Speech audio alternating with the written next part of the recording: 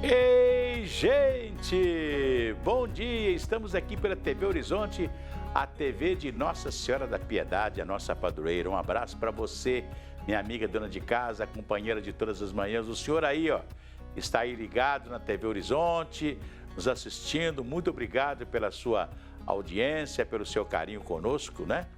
Pois é, olha, nós estamos vivendo um momento econômico com algumas dificuldades por causa das declarações recentes do presidente Lula.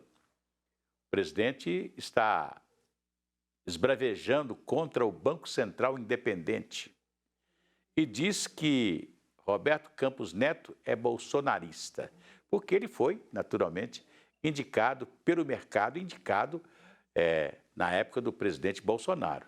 Depois, com a votação em 2021 de um Banco Central independente, né, ele foi eleito e foi indicado novamente para ser o presidente do Banco Central Independente. E assim se fez.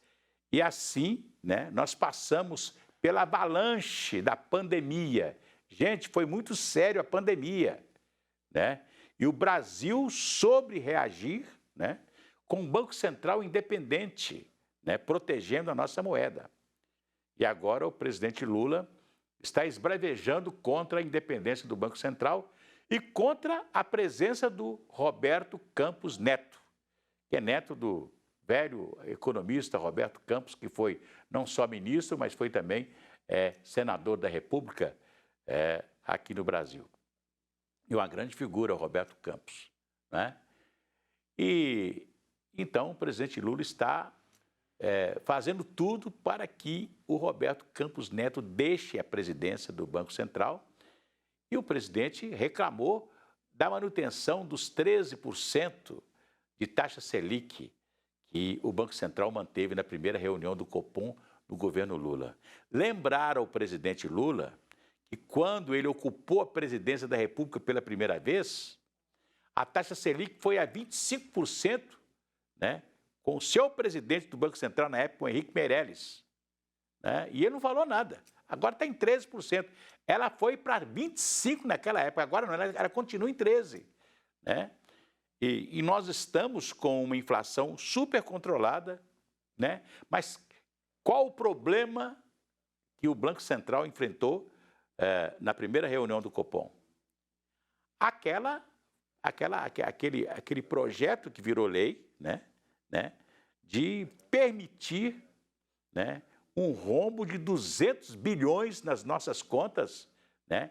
Foi aquela chamada PEC da transição, vocês se lembram? Tudo isso é um gerador de inflação. O Banco Central apenas teve uma precaução, né? Porque nós estamos aí com um rombo de 200 bilhões e ainda o governo não fala onde vai buscar os 200 bilhões. Eu até falei aqui que o governo estava com disposição de ter um projeto para ser votado no Senado, falta só votação no Senado, de oficializar o jogo no país. Aí muita gente fala assim, porque não pode e tal e etc. Mas presta bem atenção, a Caixa Econômica Federal pode bancar o jogo como ela banca? Né? A Loteria de Minas, que tem mais de 84 anos, é proibida de fazer loteria. Cara, veja só. A Loteria de Minas tem mais de 84 anos e é proibida de fazer loteria, né? Então, só a Caixa Econômica Federal pode fazer loteria. Quanto que a Caixa Econômica Federal leva dos estados, das cidades, por semana, só com as loterias? Agora mesmo nós estamos aí com um grande prêmio aí, a partir de hoje, né? E tal, tá todo mundo nas lotéricas julgando. Quanto de dinheiro que vai, né? Quando ainda o dinheiro volta para Minas a partir de um prêmio, tudo bem. E quando não volta? É dinheiro que vai embora, que não fica aqui, que vai lá para a caixa da Caixa Econômica Federal. Não é verdade? Então, quer dizer, até agora o governo não falou como que ele vai tirar esses 200 bilhões que estão fora aí do orçamento da República, né? Para dar, naturalmente, para o presidente Lula poder, naturalmente, materializar as suas promessas de campanha, né? Eu acho que hoje a Folha de São Paulo, que é um jornal que esteve contra o Bolsonaro o tempo todo e a favor do Lula, já está criticando o presidente pelas suas falas, né, que podem, naturalmente, cair justamente no mercado financeiro do Brasil. Olha aqui, a inadimplência na capital teve queda. E o que aponta o levantamento realizado pela Câmara de Dirigentes Lojistas de Belo Horizonte, CDL. Os dados mostraram que o número de inadimplentes em dezembro era 42% menor que no mesmo mês em 2021. Usando o 13º, as economias, o Belo Horizontino tem conseguido quitar as dívidas e manter as contas em dia. Consegui colocar tudo em dia. Foi com salário normal mesmo, porque todo mês a gente tem que se organizar para conseguir pagar tudo em dia, né? Lá em casa estava tudo tranquilo, assim, conseguiram pagar as contas, estava suave. Pelo que eu sei, não teve nenhum problema. A gente tem que andar com as contas tudo certinho, para tipo assim, você não ter prejuízo, né? Andar, pagar. Eu não tenho dívida, graças a Deus. Sou uma jovem controlada. De acordo com o levantamento feito pela Câmara de Dirigentes Lojistas de Belo Horizonte, a inadimplência teve uma queda no fim do ano na capital, fechando dezembro em 4,56%, uma queda de 42% em relação ao mesmo período em 2021. E os idosos são os que mais possuem contas atrasadas. A gente teve o 13º como um grande impulsionador desses pagamentos e também, durante todo o ano de 2022, a gente teve um aumento na taxa de emprego. Então, aí as pessoas têm mais renda e conseguem quitar seus compromissos. As pessoas entre 65 e 95 anos, muitas vezes são ainda arrimos de família, além de ter custos altíssimos com medicamentos e com consultas médicas. Então, por isso elas são mais impactadas. O inadimplente é aquela pessoa que não conseguiu pagar uma conta vencida. Já o endividado é quem possui pagamentos e parcelas futuras para quitar. Em relação às dívidas por CPF, houve um aumento de 198% em um ano, fechando 2022 em 14,27%. Já nesse caso, os jovens são os mais afetados. Esse endividamento por CPF quer dizer que as pessoas fizeram mais compras e daí elas não conseguiram efetuar o pagamento. Então, isso tem a ver com os mais jovens, porque muitas vezes com essa retomada do emprego, eles foram diretamente impactados e vão conseguir quitar durante esse ano de 2023. Para evitar a inadimplência e o endividamento, a melhor dica é manter um planejamento financeiro. A gente nunca pode gastar mais do que a gente ganha. E acho que dentro dessas projeções o brasileiro tem aprendido muito. Hoje a tecnologia está aí aberta para todos. A gente tem estudado sobre esse tema porque ele é importantíssimo, porque ele ajuda na renda familiar. Pois é, o nosso entrevistado disse uma coisa interessante: nunca gastar mais do que ganha.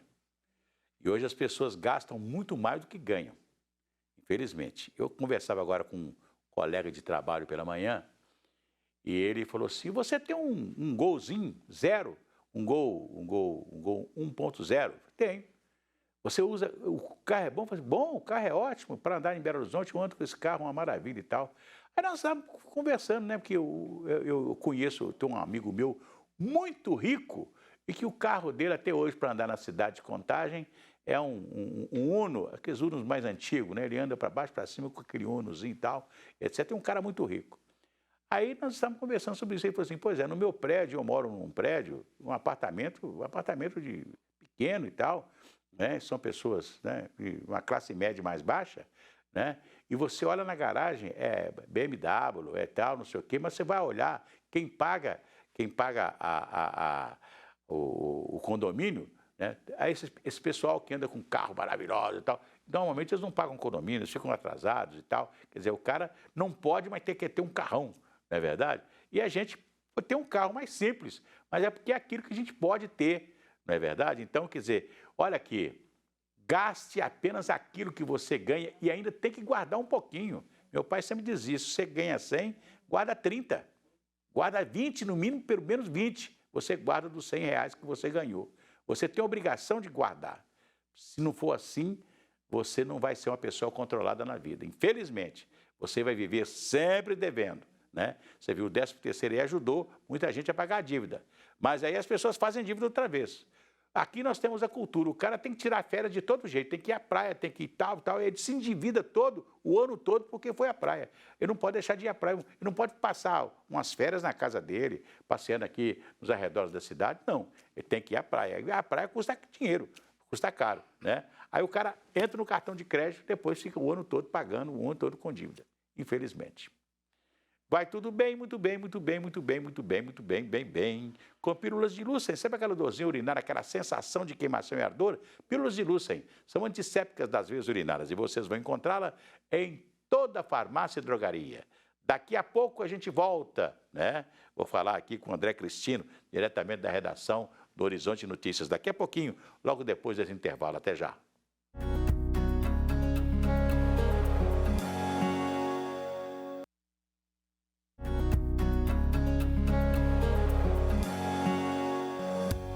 Estamos de volta e agora aqui comigo o jornalista André Cristino. Ele que traz para a gente os destaques do Horizonte Notícia, que começa daqui a pouco ao 12h30. O que teremos hoje no jornal, ô André? Bom dia. Bom dia, Ci. Bom dia a todos. A gente vai falar sobre a abertura do ano jubilar da Sagrada Face. Ontem foi celebrada uma missa pelo bispo auxiliar da Arquidiocese de Belo Horizonte, o Dom Joel, para lançar, abrir esse ano jubilar da Sagrada Face, inclusive celebrando também 45 anos de um grupo de oração dedicado à Sagrada Face. A Sagrada Face de Jesus, a devoção a ela é de muitos e muitos anos, e então está sendo dado o pontapé desse ano jubilar. Aliás, ô André, a minha oração primeira da manhã é sobre a Sagrada Face, né? Você sabia? Essa eu não fiquei sabendo agora. É isso aí. Nós vamos falar também, Assi, sobre um projeto muito bacana da paróquia São Tiago, um projeto de música. É um projeto que é oferecido para crianças, para adultos, para a terceira idade. Tem coral, aula de instrumentos, ukulele, violão, teclado. É um projeto muito bacana e de forma gratuita. Nós vamos conversar com a Letícia, que ela é agente do projeto, ela coordena o projeto e vai dar todos os detalhes para quem quiser participar do projeto. E o mais importante, é de graça. Tem a parceria ali da paróquia São Tiago, que fica ali no bairro Jardim São José. Então é de graça, quem quiser vai saber daqui a pouquinho como é que pode participar. Nós vamos conversar também com a advogada Juliana Bento e ela vai esclarecer dúvidas sobre o uso do celular particular nas empresas. Será que um funcionário pode utilizar o celular, pode utilizar o WhatsApp? A empresa pode monitorar as atividades do funcionário no seu próprio celular? Vamos conversar sobre isso também, esclarecer qualquer dúvida que possa ter sobre este assunto. E vamos repercutir também, o preço da cesta básica em Belo Horizonte, né? Aumentou mais uma vez. Em janeiro teve um aumento aí de 1,67% em relação a dezembro. Hoje a cesta básica na capital está acima dos R$ 707, ou seja, o trabalhador gasta mais de 58% de um salário mínimo para comprar o básico da alimentação. Segundo o DIEESE, para que uma família de 4 pessoas pudesse usufruir de tudo que tem na Constituição, todos os direitos garantidos na Constituição, o salário mínimo tinha que ser de mais de R$ 6.000. Hoje o salário, a gente luta para que ele passe de 1.300, está a situação bem complicada. Os produtos que mais aumentaram são os produtos de safra, que sofreram com as chuvas. Então batata, tomate, feijão tiveram um aumento significativo em janeiro. É isso aí, vamos esperar, que as coisas melhoram, né, André? Vamos esperar, vamos torcer muito e rezar para a Sagrada Face. Com menos chuva, nós temos melhor produção, né? É isso agrícola, aí. né? Tem que chover, mas não pode ser em excesso, senão acaba atrapalhando a lavoura. É verdade. Aí daqui a pouquinho, 12h30, a gente traz todos os detalhes para vocês. Um abraço para você. Abraço. Pois é, tá aí. Vamos cantar aquela musiquinha? Se a criança acordou, dorme, dorme, menina. Tudo calmo ficou, mamãe tem. Auricedina. A Auricedina é um analgésico e antisséptico de uso local que você encontra em todas as farmácias e drogarias. Se persistirem os sintomas, um médico deverá ser consultado. Auricedina. Enfim, o consumidor teve uma boa notícia. Olha aí, o preço das carnes teve queda em Belo Horizonte, região metropolitana. Segundo pesquisa do site Mercado Mineiro, a picanha já está mais barata? A pesquisa do site Mercado Mineiro consultou revendedores de carnes em toda a capital. Os valores correspondem aos preços das carnes consultados entre o dia 1º e o dia 3 de fevereiro. A comparação foi com relação ao mês passado. No caso da carne bovina, tivemos quedas também, em torno de 3,5%, algumas até 3,71%, como aconteceu no contrafilé. O preço médio, que era R$ 48,94, caiu para R$ 47,13. A carne de porco também apresentou redução no preço. A bisteca caiu cerca de 3,5%. Copa Lombo e Pazinha também tiveram os valores reduzidos. Todos os itens aqui do açougue tiveram redução no preço. A carne de frango foi a que apresentou a maior redução. O quilo do peito de frango, por exemplo, caiu cerca de 7%. E o preço da coxa com sobrecoxa ficou, em média, 5% mais barato. A Fátima compra carne com frequência e achou a redução quase que imperceptível. No meu bairro, né, a redução é pouca. No supermercado é um pouquinho mais cara até, né? Então, assim, açougue está melhor do que supermercado. Apesar da diminuição nos valores, o site de pesquisas alerta para que os consumidores comparem os preços entre os estabelecimentos. Em muitos lugares, a diferença pode chegar a quase 150%. Pois é, o grande problema nosso é que a carne, a soja, o petróleo, tudo isso é commodities. E aí, o preço das commodities é o preço internacional. Então, nós estamos pagando o preço internacional da carne. Porque a carne que nós exportamos é no preço internacional e a carne que nós consumimos está no preço internacional. Neste momento, nós temos um boom de produção de frango, porque o frango não pode, acho que 34 ou 36 dias que um frango que fica comendo dia e noite lá no aviário, fica comendo dia e noite, então ele engorda com tudo aquilo que eles dão para o frango, ele engorda em 34 dias. Se passar de 34 dias, o frango começa a dar prejuízo, então ele tem que ser abatido. Então nós temos hoje um boom, ou seja, nós temos uma fartura de carne de frango, então por isso que o frango está mais baixo. A carne de frango está mais em conta, como a carne de porco também. As pessoas acham que carne é só a carne de boi, e acham que carne é só o bife de boi, Tem as carnes de boi mais baratas também. Você pode comer, por exemplo, uma rabada, que é a mesma proteína da carne. Você pode comer uma língua de boi, mas tem gente que não come essas coisas, Costela de boi. Uma costela de boi. Eu faço uma costela de boi, eu tiro um pouco da gordurinha dela, Tempero bem temperadinho, levo para a panela, refogo, depois cozinho aquela costela de boi, Coloco um pouco minha boca até fica, está aqui cheia d'água, Coloco um pouco de massa de tomate, E depois pego o milho verde, Limpo o milho todo, tiro tudo, Corto o milho em cubinhos, E jogo ali dentro e deixo o milho acabar de cozer. Você cozinha a carne na pressão, depois tira a pressão, joga o milho e deixa ele cozinhar junto com a costela. Beleza, você faz uma costela daquela, come com anguzinho, com couve, fica bom demais, Então tem que saber usar as carnes que são mais baratas e que têm a mesma proteína da carne, não é verdade? É isso aí. Olha, o ministro da Justiça e Segurança Pública, Flávio Dino, afirmou que o governo começará nesta semana a transição da fase de assistência humanitária e fechamento do espaço aéreo na terra indígena Yanomami, em Roraima, para a fase policial, de caráter coercitiva contra garimpeiros e financiadores da atividade mineral. O governo brasileiro deu início a uma nova fase das ações na terra indígena Yanomami, em Roraima. O ministro Flávio Dino disse que as autoridades estimam que pelo menos 15 mil pessoas invadiram a área. Líderes indígenas acusam os garimpeiros de estuprar e matar moradores, envenenar a água com mercúrio e desencadear uma crise alimentar ao destruir a floresta. O número com o qual nós sempre trabalhamos foi em torno de 15 mil pessoas ilegalmente no território Yanomami.